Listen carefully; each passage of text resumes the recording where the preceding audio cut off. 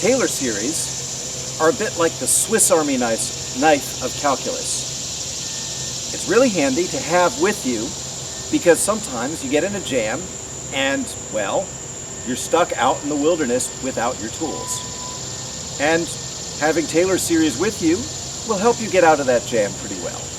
Now, they tend to get overused, kind of like people use a Swiss Army knife when a better tool might do, but they work pretty well. So let's explore how they work. The basic idea of a Taylor series is you want to represent a function as a power series. You do this by knowing a few things about the function. Like perhaps you know the function goes through this point. So there's the point. We know the function goes through it. Now we know the slope of the function too. Perhaps we do. Now given that slope and point, we have a line, but let's add some curvature. Let's say that we know the second derivative and some higher derivatives at that point. That bends the function and gives us a starting point for our power series representation. So here's how this works. You want to write a function, and you'd really like it to be a polynomial. So let's write it as a polynomial. It's got a coefficient on each of its terms, and it's centered at some point C.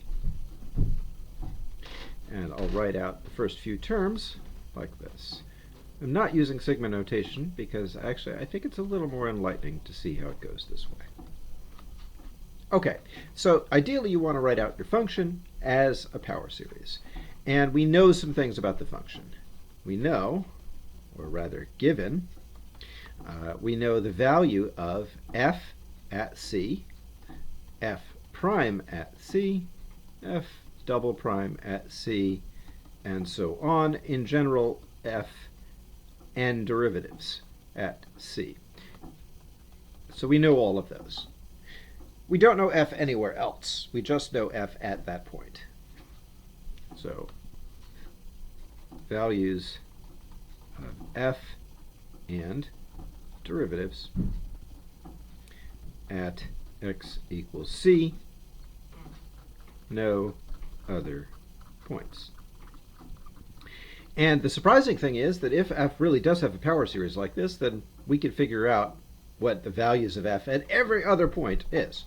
That's pretty neat. So how does this work? Well, here's how it works. What you say is you say, well, let's evaluate f at c. Well, I know what that is, right?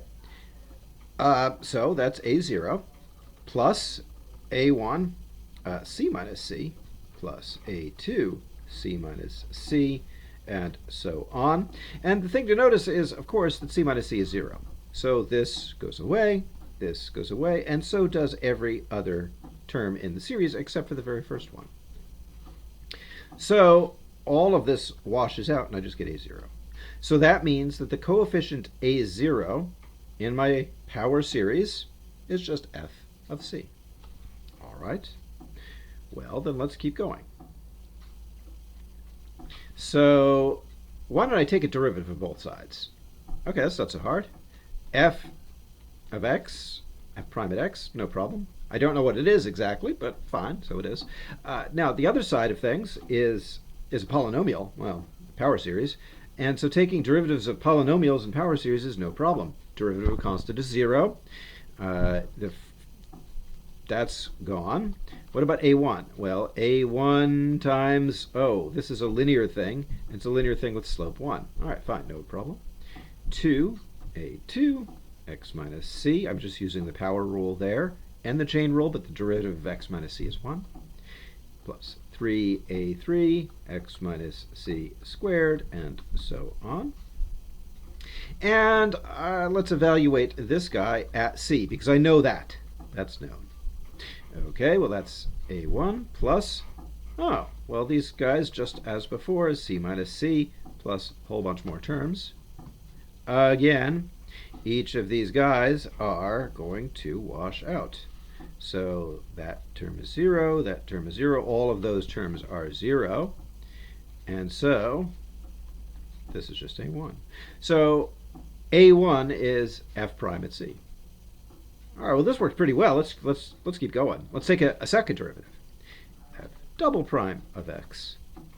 Well, derivative of a1 is now 0.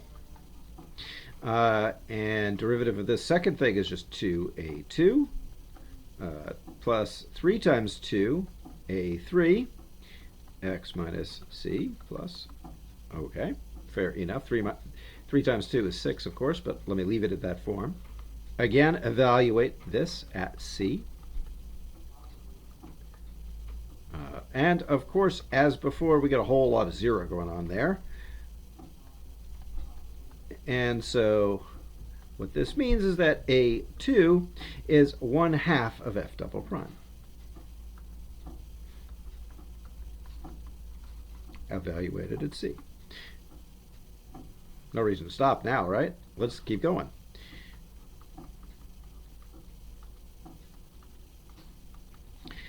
Again, we get some zeros out front. The 2a2 is a constant, so that's 0.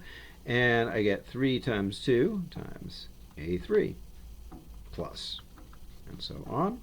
So evaluating this f triple prime at c, gosh, that's 3 times 2 a3 plus zeros. 3 times 2 a3. Of course, that gives me the value like that. Great. Well, you know what I could figure out? Each time I take a derivative, it pulls down an integer, one of those powers. And so in general, what this is doing is this is pulling down factorial in front.